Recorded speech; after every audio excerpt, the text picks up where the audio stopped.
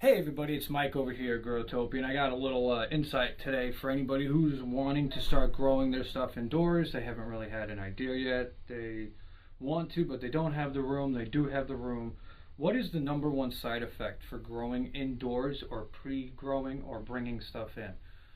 A lot of people talk about bugs and aphids and all that other stuff. Yes, that is a minor issue.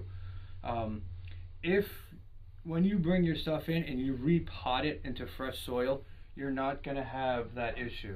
What did I do with it? There it is. So here's one of my pots that I have, and I have fresh soil out of a bag, and there is literally no bugs in it. I just pulled it out now. I was pulling it out with my hands. There was no spiders, there was no bugs, there was no termites, there was no ants, there was nothing crawling around in the soil. So I have fresh soil, and then I take the plant out of the ground and I clean the plant, which just my hands, just clean it, look at the soil on it, look at the leaves, the stem, make sure there's no freeloaders, and I stick it in here and bring it inside, and I don't have any bugs. So that's a way around it. The one issue that I would have to say that if anybody is wanting to grow stuff inside that they brought from outside in, the smell is number one. If you're running compost or any type of like fertilizer, like I run the bone meal and the eggshell powder. And my eggshell powder, like I've said before, is literally from eggshells from the kitchen. I bake them in the oven, I let them dry out, and I run them through my blender where I have a pulverizing thing on it. I get a nice powder. I mix cinnamon with the eggshell. I heard somewhere along the way that it helps keep away like certain bugs, and so far it works great, and the plant gets fed nice. And then I got bone meal here, which is literally from chicken bones, that I just did the same thing. I boiled them for probably, so I made a video about it and then I realized I was wrong, so I'm correcting myself now, right? I boiled them, I think, for a grand total of probably 8 to 10 hours a day on low boiling. When I was doing stuff, I just let it run on the stove, add water to it, then let it dry for about like a week, and then I baked it in the oven. I had it on a tray in the oven that it stayed in there, so every time I did anything oven related, like when I was making bread or making lasagna, I would basically just leave that in the oven so that whatever heat the oven was at, that thing would just constantly get cooked over and over again. Basically, you want to get it down to the consistency of a twig, so when you just take the chicken bone, it literally takes no effort to just go, you break it.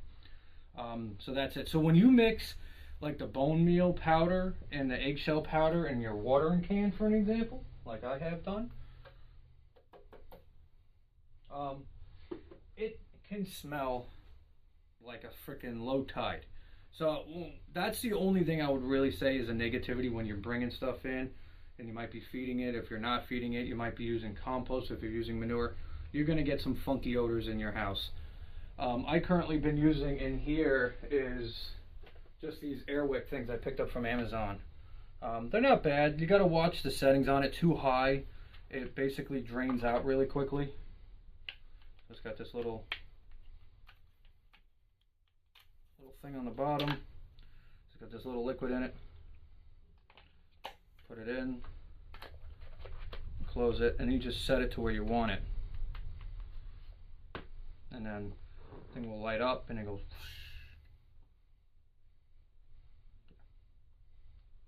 So that works good, and it goes off every so often. And I've noticed that actually keeps the smell down in this room. But I went to go put water in that can, and it still had some residual powder in it, and woo, my whole kitchen smelled. So if you're growing indoors, that's kind of like the one thing you'll notice. You'll come across a lot is like funky odors. But if you combat it with stuff like that, you'll be fine.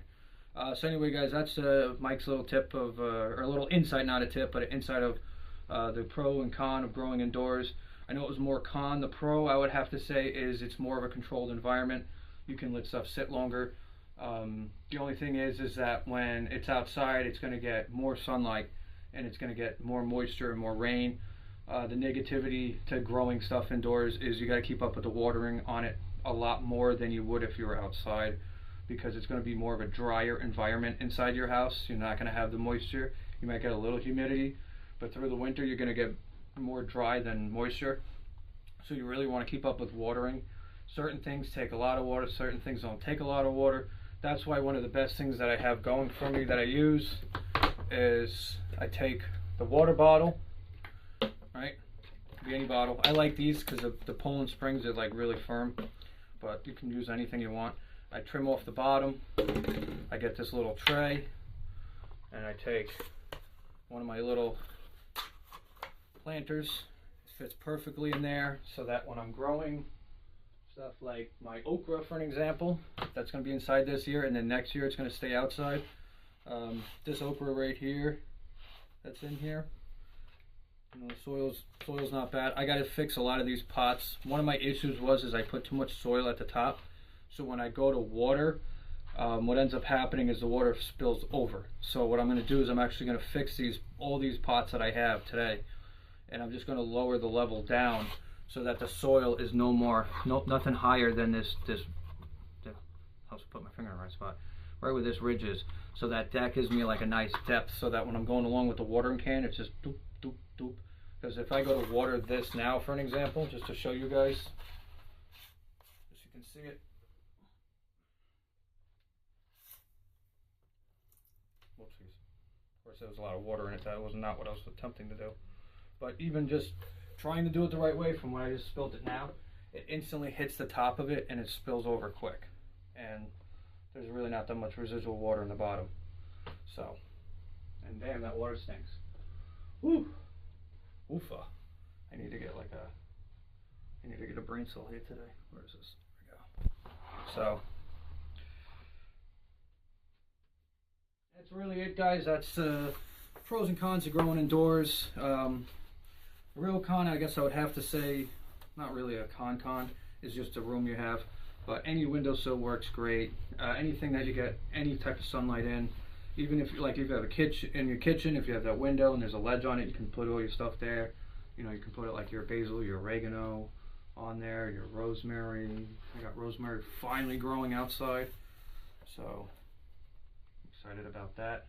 And whew, that water stinks. So anyway, guys, that's it for growing indoors, pros and cons. Later. Oh, like, subscribe, share with your friends and family if you don't mind, so kindly.